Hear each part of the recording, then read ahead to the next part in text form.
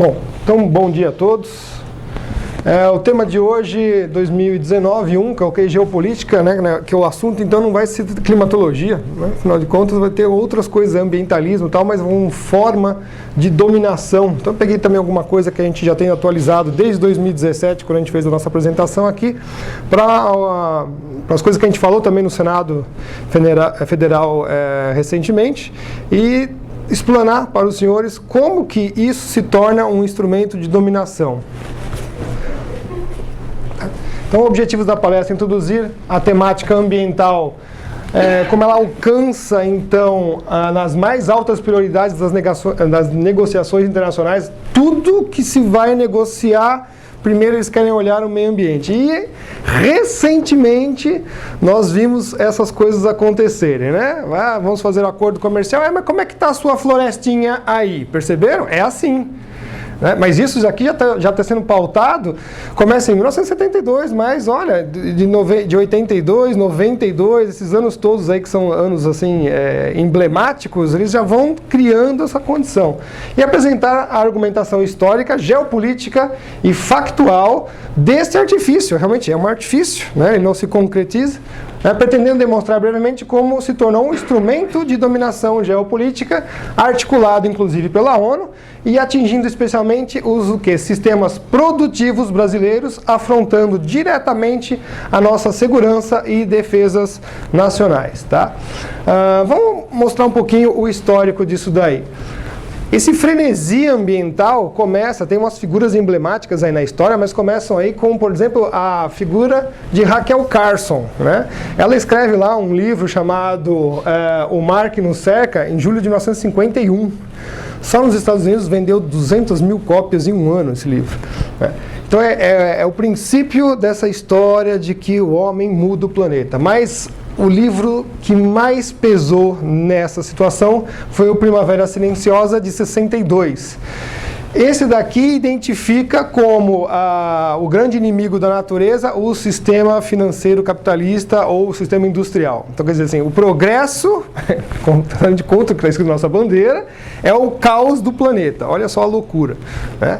E aí, 62, temos aí Estocolmo, 72, a resolução da ONU que o planeta ia virar um deserto. Olha só a loucura que é isso, porque parece que as pessoas nunca estudaram nada de climatologia. Imagina o planeta inteiro virar um deserto. É um absurdo científico, né? Mas eles estavam falando, olha, desertificação.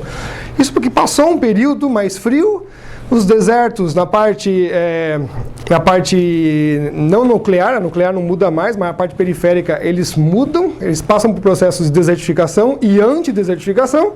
Naquele período estava desertificando as partes periféricas. Então, notem, a ciência sabe o que está acontecendo e usa disso de artifício geopolítico. Passou os anos 80, mudou tudo, né? Entrou no processo de antidesertificação, que começou a chover de novo, os desertos, as partes periféricas começaram a ficar verdes de novo. Né? Mas isso serve, então, de pretexto. Então, o ano 1974 é o ano que começam todas essas coisas, essas histórias. Aí surgem outros problemas ambientais genéricos, como a gente já viu, né? A grande ameaça da humanidade, que seria o fim da camada de ozônio. Esse aqui, então, é terrível, porque mostra que essas pessoas não estudam absolutamente nada, ou disfarçam e escondem todos os trabalhos científicos de 100 anos para trás. Inclusive do próprio Dobson, que falava, olha, isso não existe uma camada que protege a Terra. Não, é a própria atmosfera da Terra, através do oxigênio, com radiação solar, forma ozônio, e quando não tem radiação solar, portanto não tem sol, o ozônio some.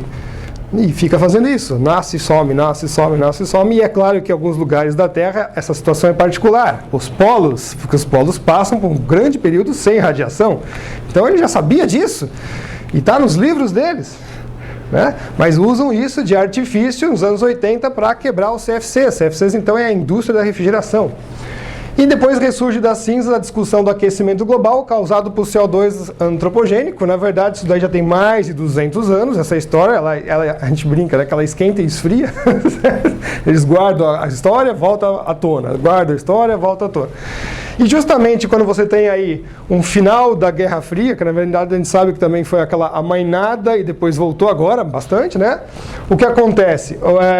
O fim da polarização mundial, o planeta eximiu-se de ter um grande problema problema, e eu falo, né, dentro daquele armário dos problemas mundiais da ONU, o anterior era guerra termonuclear global.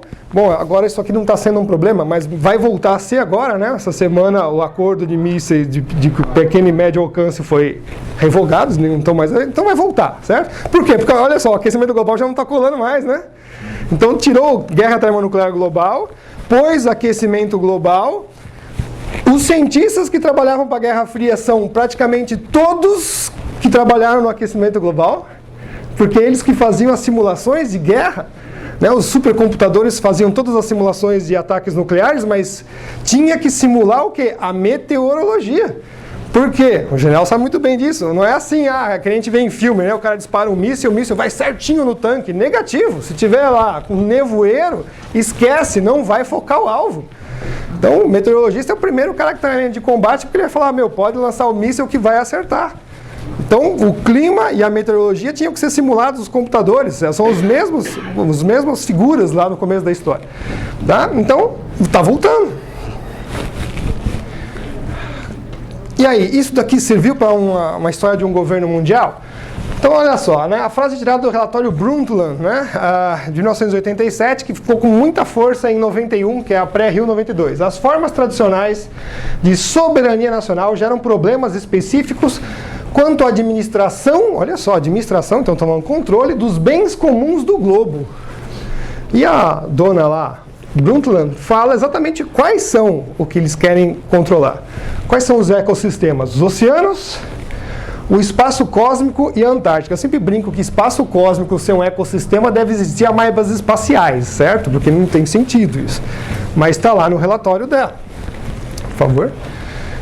E aí você observa, né, vocês observam que começa a se criar painéis intergovernamentais. Se é intergovernamental, é entre governos. Legitimado pela nova religião da humanidade, ciência. Certo? Porque todo mundo sabe, você tem fé na ciência, olha só, a expressão até é absurda, né? Não, ciência é uma coisinha da humanidade, de forma de pensamento que é minúscula, desse tamanho assim, porque a forma de pensamento nossa é muito mais ampla. É um conjunto de regras muito específicas, que você passa lá, funciona, não funciona, tchau, começa de novo. Mas você usa isso de legitimação para processos de administração. Em 87, painel do ozônio. Pouca gente sabe que existe esse painel até hoje. E uma das consequências dele agora é o protocolo de Kigali, que extinguiu definitivamente os gases de refrigeração do planeta. Tem data para acabar. Levaram a refrigeração nossa à pré-história. A amônia mata pessoas, né? Os CFCs vieram para tirar esse problema. Estamos voltando para esse problema por causa disso aqui. Né? O IPCC, painel do clima, 31 anos até hoje não trouxeram nenhuma prova. Este aqui é extremamente perigoso. Em 2010, aparece o painel da biodiversidade e serviços ambientais. Agora a natureza presta serviço para o homem. Né? E isso é perigosíssimo porque eles já estão até falando assim, tá certo, essa tribo indígena está aqui, tem esse material aqui que nós vamos usar para esse produto, nós vamos pagar 4% de royalties para você. Mas não vão, né, falar quanto que eles lucram de valores daquela biodiversidade. Então a gente já está alertando a sociedade brasileira. Biodiversidade, não caiam nesse discurso, biodiversidade é a nova commodity. É a nova commodity, vai virar um produto qualquer, bolsa de valores e pronto.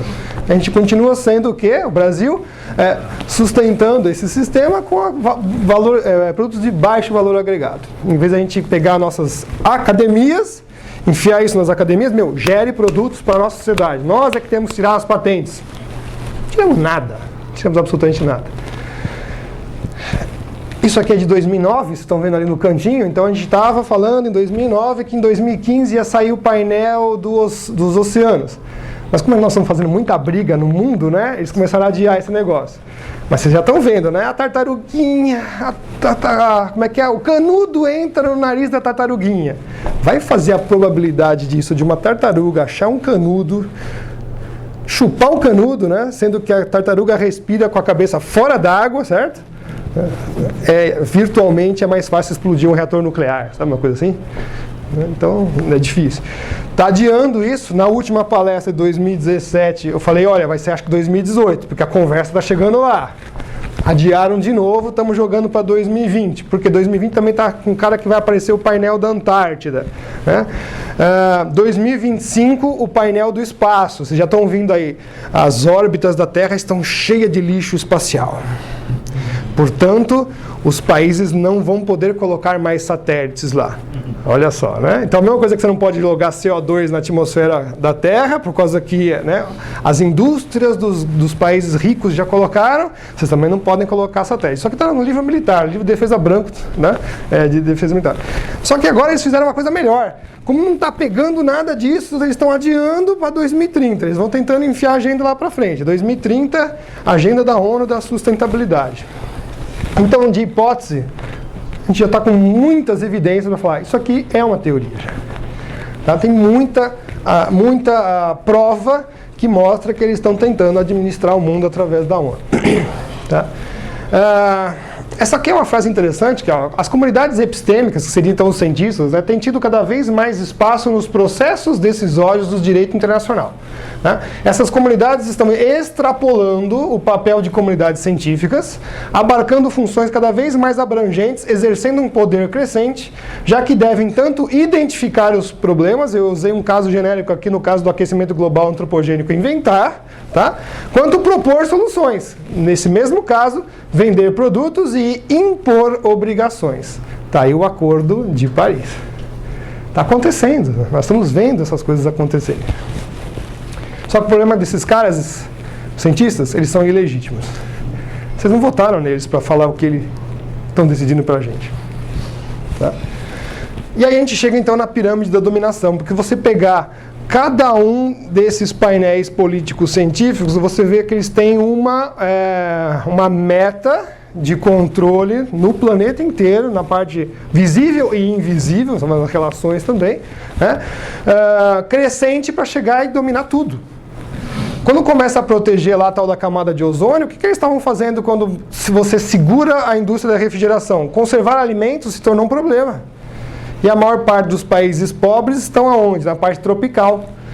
Então, se você não conserva comida para as pessoas pobres, morre-se mais gente. Morre-se mais gente, tá? Refrigeração em geral, gama imensa de produtos médicos e industriais de base vão desaparecer ou têm que ser mudados por causa disso. Combater o efeito estufa é uma coisa, petróleo, energia barata, abundante, produção industrial, infinidade de produtos que o petróleo tem, né?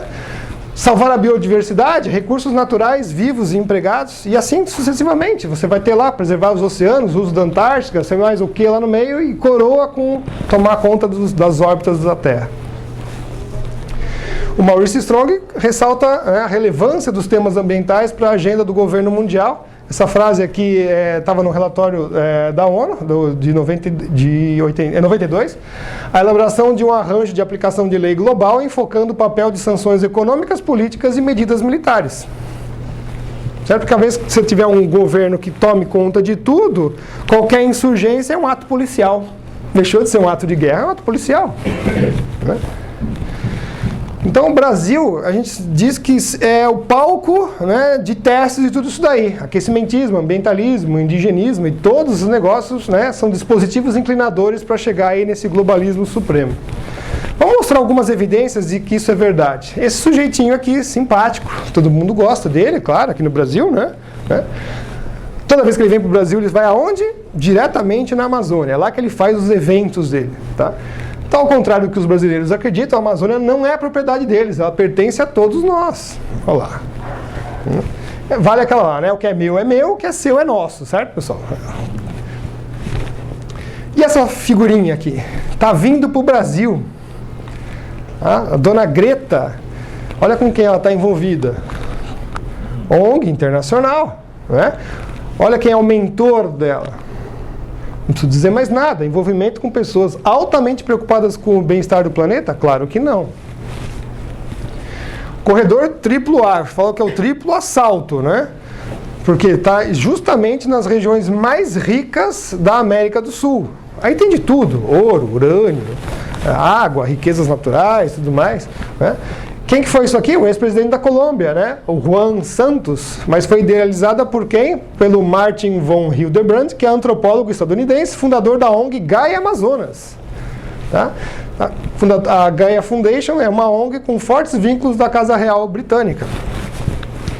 Essa fala do professor Rogério Maestre, né, pode ser qualquer coisa menos corredor ambiental. Corredor ambiental é coisa de 3, 4, 5 quilômetros. Né? Não, o cara pegar um pedaço inteiro da América do Sul é um raso que se faz no norte do Brasil. Todas as cabeças coroadas europeias gostam muito de ONGs. ONGs na casa dos outros. Certo? Então eles financiam isso para fazer o quê? Para mudar a estrutura daqueles países. Dividir para conquistar é uma coisa que... lema praticamente de qualquer tipo de intervenção, de estratégia, né? Então esse negócio do Brasil querer ficar fracionando em vários estados, tentaram fazer no Pará recentemente, graças a Deus isso não deu certo, né? Porque quando você pega e analisa, tem vários tipos, tá? Esse daqui eu peguei um exemplo. Quando você vê isso daqui, eles fazem o estado uma parte rica e uma parte pobre, uma parte rica e uma parte pobre. Aonde eles vão atacar primeiro? Parte pobre. É evidente quando a gente pega esses tipos de divisão e analisa essa estrutura, você vai lá ver as forças produtivas que tem nesses lugares, você vê onde é que estão os pobres e é onde eles vão atacar. E enfraquece, né? Bom, a relativa baixa importância ainda da Amazônia Azul, né? A Amazônia Azul é uma coisa assim fenomenal de riquezas que nós vamos ter aí, né? A defesa do ouro negro na Amazônia, esse livro aqui é bastante interessante. As ONGs aí já sendo permissivas, né? Entrando aí nesse setor, a gente tentou lá fazer alguma coisa de petróleo, já apareceu uma ONGzinha lá falando, olha, o que vai acontecer, né? Eles nem sabem de como funciona isso, mas já estão lá atuando. Ainda vamos bloquear, isso aqui é o mapa de 2014, de Evariste de Miranda, já evoluiu isso, nós vamos trazer as coisas novas, né? Aqui não é, na época estávamos com 45% já do Brasil congelado, não pode se mexer em 45% do Brasil, nessa época aqui, né? Querem chegar a 80%.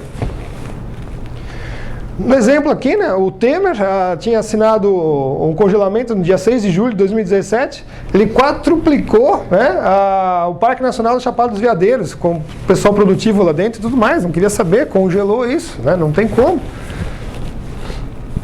Agora aqui uma clara assim, interferência estrangeira nas decisões de Estado. Aqui na Alemanha é antigo, mas eu gosto de trazer isso, né? Já investiu isso, 23 milhões de euros no cadastro ambiental rural. Quer saber o que está acontecendo aqui, né? O Brasil e a Alemanha afirmaram nesta quarta-feira, né, acordos de cooperação para a regularização ambiental dos imóveis rurais localizados. Agora é interessante que esse discurso aqui é sempre o mesmo, né? Olha lá, cadê aqui? A ministra do Meio Ambiente, Isabela Teixeira, o objetivo é unir ações de conservação da biodiversidade com medidas capazes de frear as emissões de gases de efeito estufa. É preciso haver uma relação mais simétrica entre biodiversidade e clima. Já dando os passos para começar a formar aquele outro painel, né, da biodiversidade. Isso aqui é interferência alienígena no nosso país, né? Só que eu gosto de dizer que o tiro saiu pela culatra. Que quando foi fazer essa avaliação, chegamos a esse resultado que fechou essa semana, para quem acompanhou as discussões aí de INPE e tudo mais, né, fechou essa semana e mostrou a realidade do país. Então, quando a gente observa o que temos de terras indígenas e vegetação nativa de terras devolutas, né, 13% e 16% aqui, dá 30% do Brasil, que é mais ou menos isso aqui em 15 países da União Europeia. A área que nós protegemos só com terras indígenas e terras devolutas, né? Então está aqui, 30%. Não é só isso, tem mais. Quando você pega unidades de conservação, terras indígenas, essas duas aqui são menores do que terras privadas que são conservadas. Quem é o maior, vamos dizer assim, conservador de terras hoje no Brasil? Os agricultores. Não é o Estado. Tá? Então, quando você soma esses dois aqui, dá metade do país. Metade do país são propriedades privadas, terras indígenas e unidades de conservação, dão aí 28 países da Europa. Não acabou aí, senhores. Por quê? Porque quando você agora coloca aquelas terras nativas que não são mexidas, dá 66%. Nós estamos falando que 2/3 do país está imobilizado. Os caras querem chegar a 80%. Tá? Isso daqui dá o quê? 48 países da Europa. Né? Aí você olha aqui, mas esses 30% aqui são utilizados. Né? Não é bem assim, porque pastagens nativas que você mantém, né? Pastagens plantadas, portanto, são cópias das coisas da natureza. E o que a gente trabalha mesmo? 7,8 em lavouras. E aí vem, né, o fogo amigo que eu falo, né? Nós temos muitos infiltrados aqui que fazem o serviço de fora. Ao invés deles colocarem, elevarem o Brasil frente ao estrangeiro, não, eles denigrem a nossa imagem. Então, quando o INPE faz esse tipo de divulgação, pega lá a área que está sendo desmatada e não faz um comparativo do que é a realidade, a gente gosta de fazer esses exercícios escalares. Então, 2 áreas da Bahia, de Belo Horizonte, perdão, enorme parece pra gente, né? Enorme, gigantesca, né? Porque é relação ser humano, mas quando você coloca na área total, é ridiculamente pequena, né? Então, faltou detalhar, por exemplo, nesse caso aqui, que é uma coisa mais grave, qual é o desmatamento aqui que foi feito? Foi feito na área legal da propriedade, o cara tinha direito de fazer, ou é o ilegal? Que fala de colocar tudo no mesmo balaio de gato, fica difícil, né? Eu fiz um exercício escalar aqui, confirmado por 3 matemáticos, inclusive o professor Evaristo Miranda também. Um mês, 0,012%. Um ano, 0,144%. 100 anos, 14%. 519 anos, ou seja, um Brasil e mais um Brasil, né? 519 anos, 74% de toda a floresta estaria devastada, daqui 519 anos. Só que a gente sabe que 519 anos uma outra coisa acontece. A floresta também volta, né? Então, a floresta tropical se regenera muito mais rápido, né? E nem contamos da engenharia florestal brasileira, que é uma das melhores do mundo. Os melhores engenheiros florestais do planeta estão no Brasil, né? A floresta se regenera numa velocidade incrível. E nós temos os melhores engenheiros florestais do Brasil. Alguém acha que vai faltar madeira e floresta? Claro que não. Tá? Fiz aqui um exercício escalar. O ser humano ocupando 1 metro quadrado é 1,5 vezes 10 a 7% dessa superfície aqui, ó, né? 2 Belo Horizontes. 2 Belo Horizontes, né, em cima da área da Amazônia é nada, de novo, né? 0,012%. A floresta amazônica inteira é quase 1%, já arredondei para ser bastante conservador, é 1% da superfície da Terra. Olha o que são os oceanos. Então, não tem como a floresta amazônica controlar o clima do planeta, né, nem fornecer CO2, nem fornecer oxigênio. Então, tem alguns ministros aí que estão falando umas coisas que não tem cabimento, né? Falar, vamos negociar oxigênio. Eu falei, não. Quando você faz esse tipo de discurso, você chancela o que eles estão falando lá fora. Está errado isso, né? Isso somos só nós que falamos? Não, está no próprio relatório do Protected Planet Report 2016. A cobertura mais ampla alcançada em nível regional é da América Latina e Caribe, onde 4,85 milhões de quilômetros quadrados, quase 25%, né, estão protegidos. Metade disso, 2,47%, de toda a área protegida na região fica no Brasil. Eles mesmos estão falando, olha, não tem floresta maior no planeta protegida do que a Amazônia. Então, todo esse alarde que a mídia fez internacionalmente, a gente pega o próprio relatório internacional e joga na cara deles, né? O Economist fez lá, né? The Economist, colocou lá uma árvore cerrada no desenho do Brasil. Hoje estão elegendo aí o presidente da República como o pior presidente do mundo, né? Eu falo que é o Hitler ambiental, né? Não, é só pegar essa informação que a gente mostra. Por favor. Agora, esse aqui eu gostei, gente. É aquela coisa assim que Deus fala assim, vai lá e procura e acha, né? E a gente vai lá e procura e acha. Porque eu peguei um relatório. O que me motivou a fazer essa pesquisa foi, você procura na internet qualquer coisa, área da Amazônia, aparece rápido. Área destruída, aparece rápido. Área reflorestada ou recuperada, não aparece nada. Aí eu comecei a suspeitar, ué, mas por quê, né? Só tem trabalhos científicos e eu peguei assim o pior trabalho científico. Área recuperada de mineração. Eu falei, deve ser um horror esse trabalho, né? Eu fui lá, comecei a ler. Aí achei uma característica marcante da floresta tropical pluvial, que é a floresta de chuva, não é porque faz chuva, ela está lá porque chove, certo? refere-se ao fato de muitas espécies desenvolverem um sistema radicular superficial. Então, elas não têm raiz profunda, elas espalham a raiz. Tá? Esta adaptação é um eficiente mecanismo de conservação de ciclagem de nutrientes, porque o solo é pobre, então ela usa muito do que vem da própria biologia do ambiente, amplamente encontrado nessas florestas. O trabalho é antigo, 85, já sabia disso. Tá? Nas áreas restauradas, ou então reflorestadas, esse processo também se verifica. Tal fato é comprovado quando se avalia as causas da mortalidade das plantas, né? Sobretudo aquelas causadas por quedas de árvores durante fortes chuvas e ou ventos, causa majoritária dessas mortes. Isso aqui eu achei sensacional, não é a serra, não é a motosserra, é o vento. Tá? Então, quando você tem lá alguns sistemas convectivos que passam pela floresta, e passam praticamente diariamente, você pode ter, assim, 10 mil árvores que caem numa tempestade, num dia. Uma boa, assim. Tá? E o professor Molion já mostrou isso. Você tem tornados na Amazônia. A gente não sabia porque não tínhamos equipamentos que mediam isso. Hoje em dia, já alguns equipamentos conseguem mostrar. Um tornado num sistema desse de radicular, as árvores saem tudo voando. Tá? Então abre-se clareiras gigantescas na floresta naturalmente. Está aqui. Árvores fazem chuva? Claro que não. Né? Árvores mudam o clima? Claro que não. Árvores criam rios voadores, como está sendo dito aí? Claro que não. Tá? Então isso aqui são absurdos pseudocientíficos financiados com dinheiro público, inclusive da Petrobras. Então notem que os caras que falam toda essa história são eles que recebem dinheiro da indústria do petróleo. E isso está descarado na internet. É só você jogar lá que você vê. Financiamento fonte Petrobras. Né? Então, se a gente fizer um paralelo Brasil e Estados Unidos nessas condições aqui, ó, só para vocês verem, em 2015 o Senado rejeitou a ação do homem sobre o clima, dada falta de evidências científicas, o Senado norte-americano.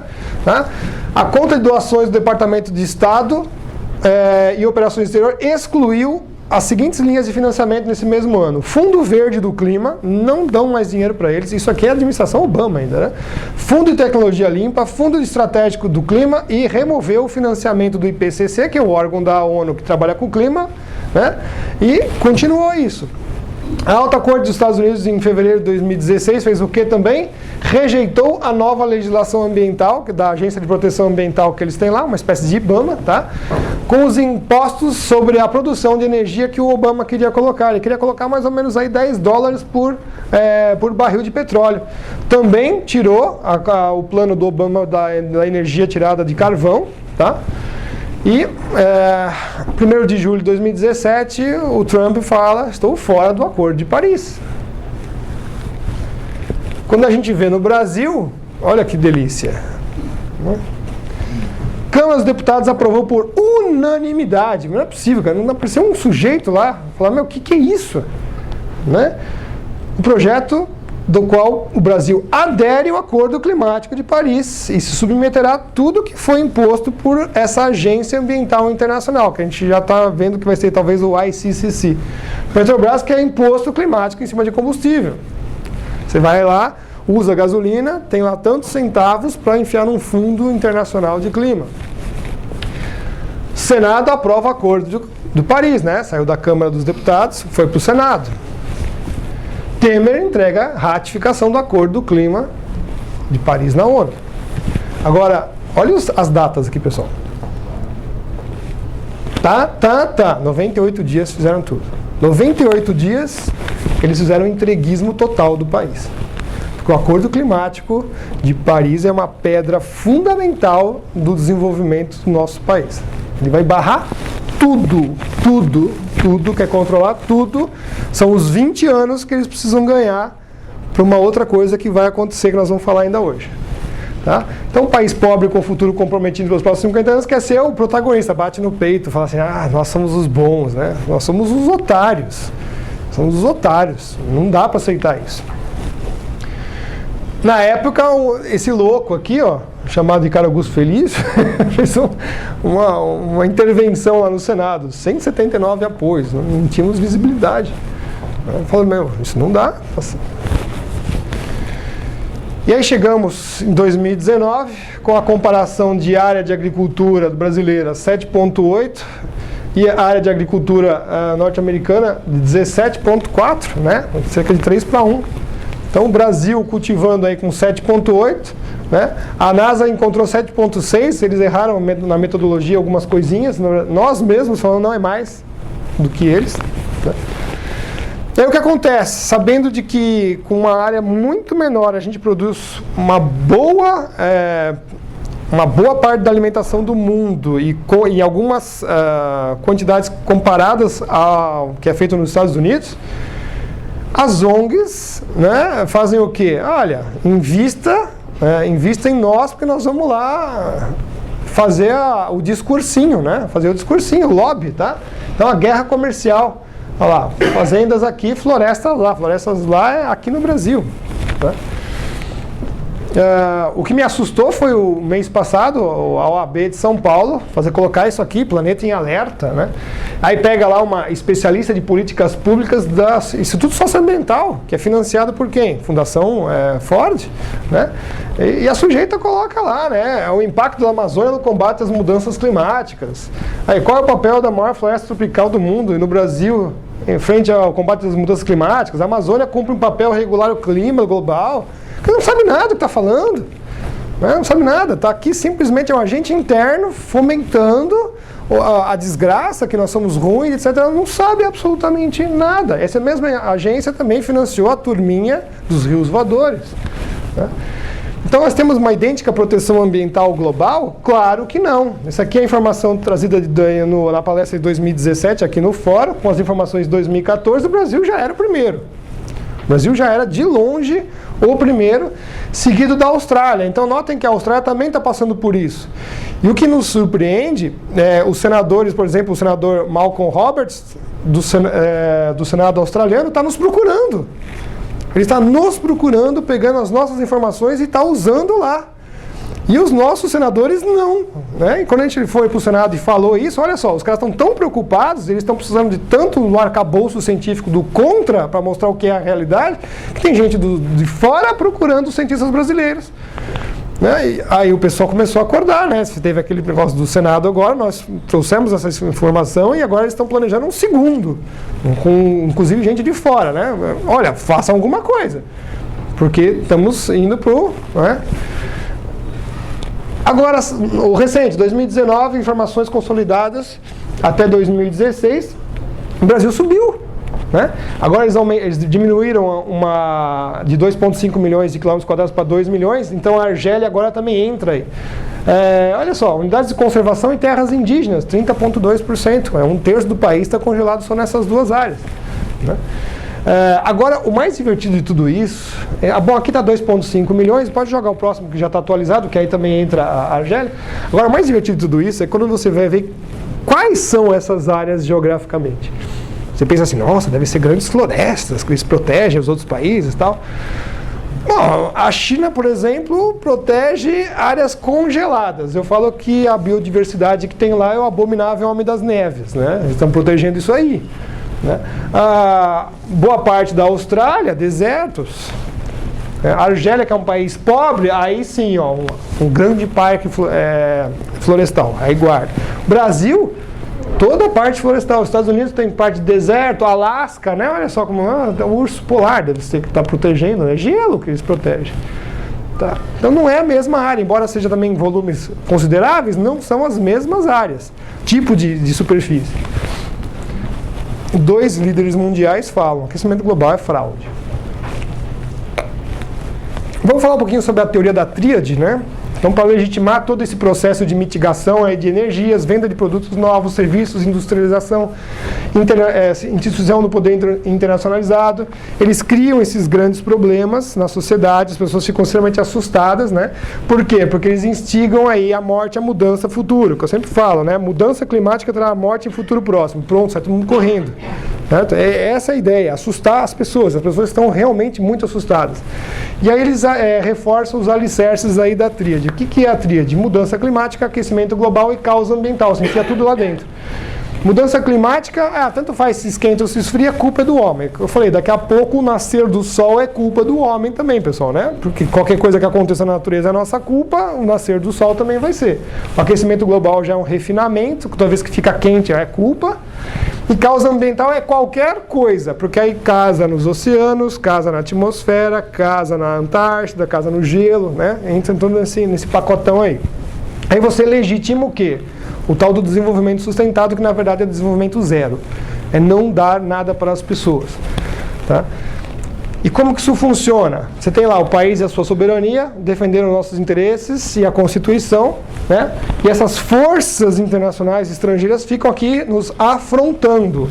Nós, como povo, elegemos poder executivo e legislativo, né, para garantir essa linha de guerra aqui. Só que o que acontece, na verdade, é o quê? Quando você tem a ação da tríade?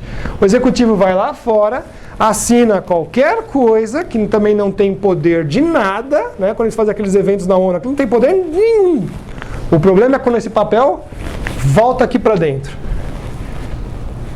Certo? Esse é o perigo. Porque se você quiser fazer propaganda, que é o que eu falo, faça à vontade, mas chega aqui dentro e não faça nada. Coloca aquele papelzinho na cesta ali do banheiro para alguém usar. Não faça nada com aquilo, porque ele não presta. Não. Entra aqui e começam a mexer nas nossas leis. Então a Constituição é uma das coisas que acontece, tira os nossos interesses e a soberania também. Tá? E o pior de tudo, que a tríade agora está fazendo o quê? Uma ação de judiciário impositivo e militante. Por que você não está fazendo isso? Aliás, o nosso judiciário vai ter aulas lá fora. Isso é assustador, porque esse é o poder que você não vota, né? Esse é o poder que você não vota. Você pode, na próxima eleição, falar, esses caras que estão fazendo isso, eu tiro. Entenderam isso? É importante que essa coisa começou a aparecer nos últimos 10 anos. Pouco mais até de alguns outros juízes e tal, mas agora tem militantes. Os caras fazem curso na Alemanha, dessas coisas. É assustador isso, é assustador. Interferência na soberania. Tá? Então, olha só, eles começaram com as metas do milênio, eles não conseguiram cumprir nenhuma dessas aqui. Né? Os objetivos de desenvolvimento do milênio mostram que metas funcionam. Funcionam nada, vocês não fizeram nada disso daqui.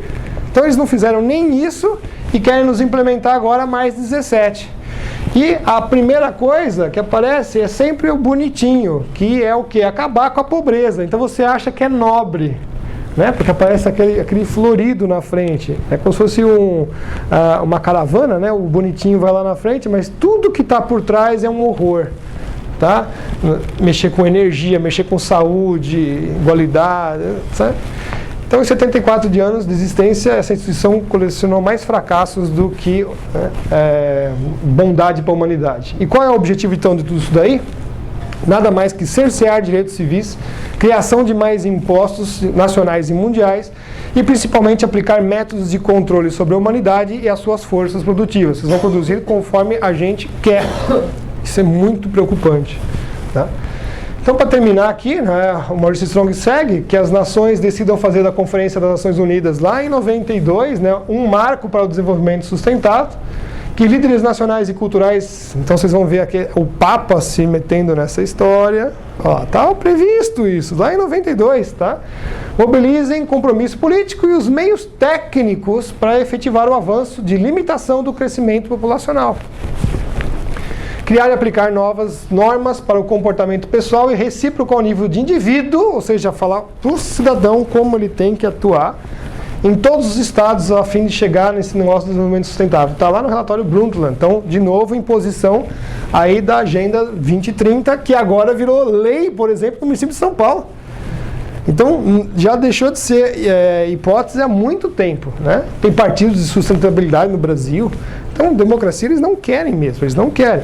E como é que se prova que eles não querem democracia? É só ver as declarações dessa sujeita, né, que é ex-secretária executiva da ONU, né, ficou lá de 2010 a 2016, até que o Acordo de Paris funcionasse. Ela ficou trabalhando só para isso, e conseguiu. Assim que ela conseguiu, ela já saiu. Né? O maoísmo está fazendo certo para combater o aquecimento global. A democracia é muito danosa para a aprovação de legislação contra o aquecimento global. A sujeita fez depoimento na ONU. Esse aqui vocês também conhecem, né? Já custou vir para o Brasil, né? Aquela onda da Amazônia. O Geraldo pode falar umas coisas depois, né? Foi difícil ele entrar, mas conseguiu, né? Para estabilizar a população mundial, nós devemos eliminar 350 mil pessoas por dia. Isso está no Courrier da ONU, o texto dele. É assustador um negócio desse, né? Então é isso aí, né? A ONU não ama vocês, com certeza. Quando a gente vê as capacidades do Brasil, né? Brasil com o maior recurso de água do planeta, seguido dos países andinos. Brasil com a maior biocapacidade do planeta. Então aqui nós temos assim, a quantidade de elementos biológicos para desenvolver o país é gigantesca, né? Os cientistas contra o planeta, né? Eu venho esfriando desde 98. Os cientistas falam, ô planeta, você quer saber mais do que nós? Fugindo do mundo real. Mas está aqui, ó, né? O Hans Joachim, né, do Instituto Potsdam, inventor da idiotice dos 2 graus Celsius, isso não tem nenhum significado. Ele mesmo, nessa entrevista, fala, olha, a gente inventou isso daí porque nós estamos com intenções políticas em cima desse 2 graus Celsius. Como também o Carl Sagan inventou aquela ideia de inverno nuclear, aquilo é um absurdo, né, aquela hipótese do inverno nuclear, por causa que se explodisse todas as bombas nucleares, o planeta ia virar um grande inverno no mundo inteiro.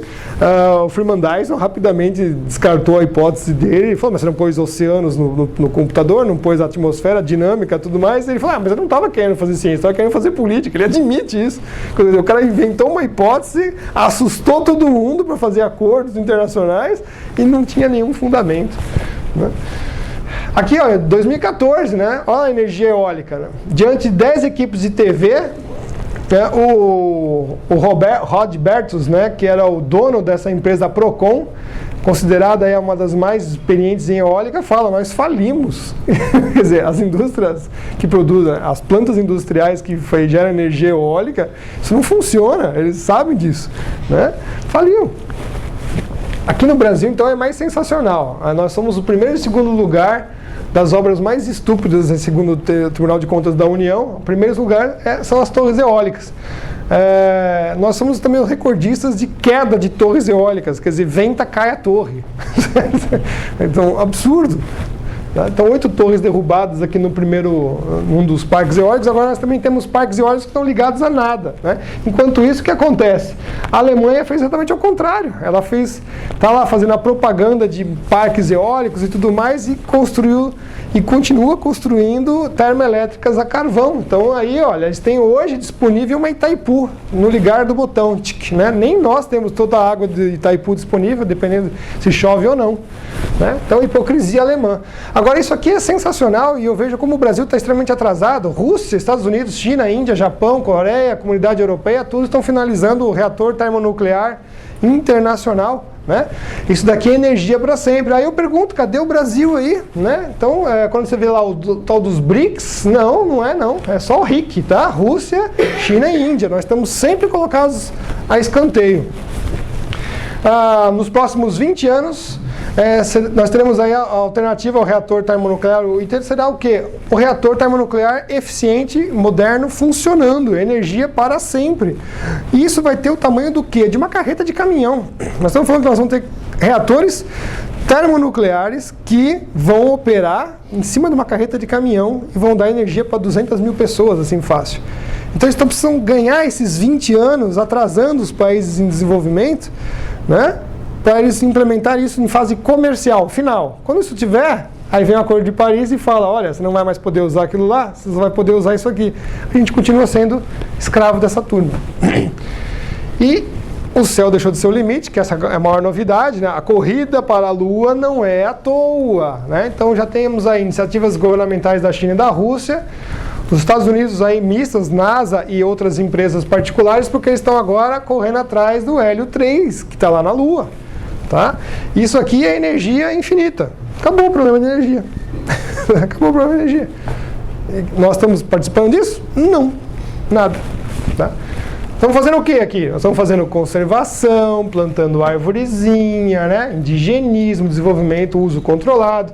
Metas, obrigar as empresas e indústrias a adotarem medidas de baixo carbono, inspeção veicular, esse negócio do ar lá que estão colocando nos caminhões a diesel, impostos, controle de rebanhos, né? Lembrando que o pum da vaca aquece o planeta, né, pessoal? Vocês já viram isso daí, né?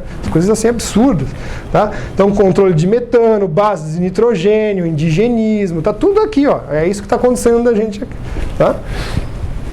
E eu mostro, claramente, embora a informação seja de 2017, não muda muito. Fator de preço de energia, hidrelétrica, nuclear, carvão e gás são as mais baratas que tem. Tá? Então, o custo médio ali por centavos de dólares por quilowatt. Eólica e geotérmica mais caras, biomassa, célula de hidrogênio solar são extremamente caras. E olha o que nós estamos fazendo. Estamos implementando eólica, biomassa e solar. O que acontece com isso? Você não vai desenvolver indústria. Ponto final. Então, o exemplo claro é Portugal nos últimos 10 anos. Então, estão querendo fazer um processo de reindustrialização? Não vai dar certo, porque a energia está ficando extremamente cara. E a gente vê, por exemplo, no estado de São Paulo, a Fiesp, né, cantando de galo, que adora concordar com a coisa do Acordo de Paris e tudo mais. Então tá, vai ser um tiro na... né? Mineração, ferro, o preço está um pouquinho desatualizado, mas é mais ou menos isso. Olha só, quanto você tem que vender de ferro para comprar satélite, né? Então, olha só, não precisa ir muito longe, aeronáutica, aviões, defesa, mísseis, telefones celulares, aparelhinho que vocês têm na mão, é uma relação, tá? Por isso que a gente sempre fala, esse slide aqui é bastante famoso, né? Olha, vai plantando essas arvorezinhas aqui que eu te dou um dinheirinho de compensação por crédito de carbono. Tem que extinguir esses fundos que vendem dinheiro para cá.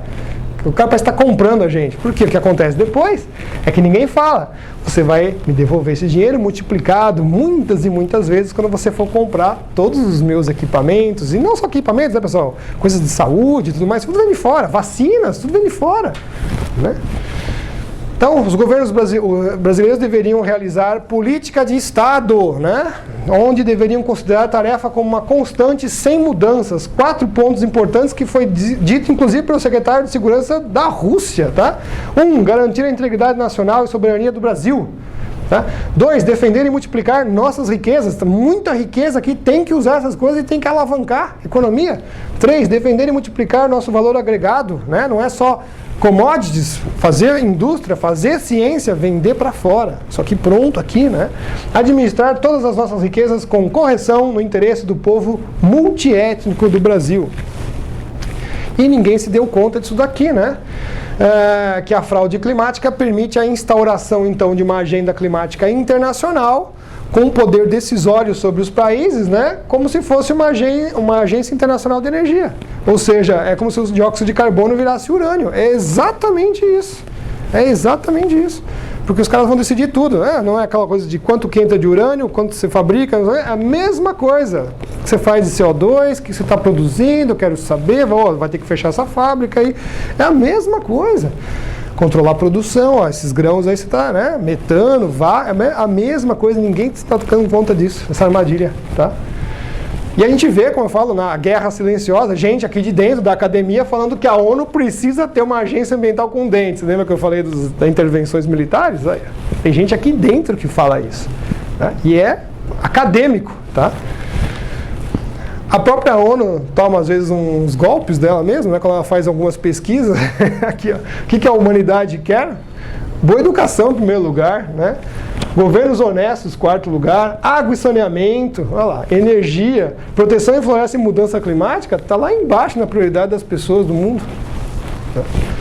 5 de março de 2012, o ex-secretário-geral da ONU fala isso aqui, ó.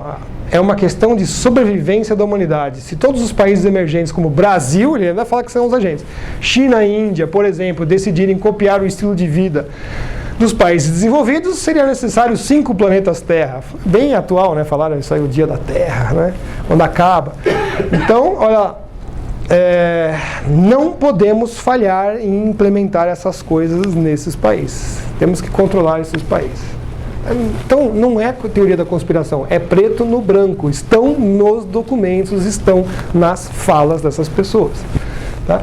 Então, quanto ao petróleo, não podemos cair na falácia do discurso do ambientalista que ele faz mal para o planeta. O que está em jogo são as nossas enormes riquezas naturais, que certamente vão aí do Rio de Janeiro até lá para baixo na Antártida. Tá? Eles não falam isso. E vale lembrar que o ano passado, 2018, a Arábia Saudita era a maior reserva de petróleo do mundo, aí magicamente virou a Venezuela. A gente já está falando isso aí há uns 10 anos. Né? Aí vocês veem os estados que estão ali perto, Amazônia, Roraima, tudo mais, né? Perto disso. Claro que tem petróleo aqui para baixo. Claro que tem petróleo aqui para baixo. É só furar que você vai achar. Mas não tem, né? Então, petroleiras do mundo controlam o preço e baixaram para poderem comprar as nossas riquezas aqui, tá? Nossas reservas devem ser defendidas e exploradas a preço justo, gerando riqueza para o Brasil. E acho que uma última observação que vale a pena, né? Temos que sempre passar uma mensagem de esperança. Temos tudo para ser a maior nação do mundo. Temos as terras, temos recursos energéticos e naturais, temos mentes pensantes que sabem trabalhar o nosso território, o exemplo da engenharia florestal, tá? E temos a amabilidade do nosso povo. Então não podemos deixar que essas forças alienígenas que estão aqui e com os agentes internos, inclusive, corrompam o nosso coração e espírito.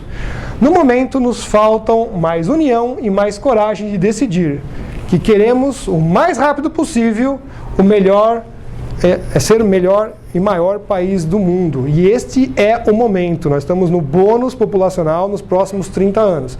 Se não alavancar o país nos próximos 30 anos, primeiro nos 10, violentamente, nos próximos outros 20, não vai ter futuro. Então é o momento, tem que fazer. E é por isso que eles estão assim, extremamente preocupados. 2030 tem que acontecer alguma coisa. Nós temos que quebrar esse ciclo deles. E acho que isso que é o mais importante que nós estamos tentando fazer aqui. Tá bom? Bom, muito obrigado então pela oportunidade. Espero que seja bom.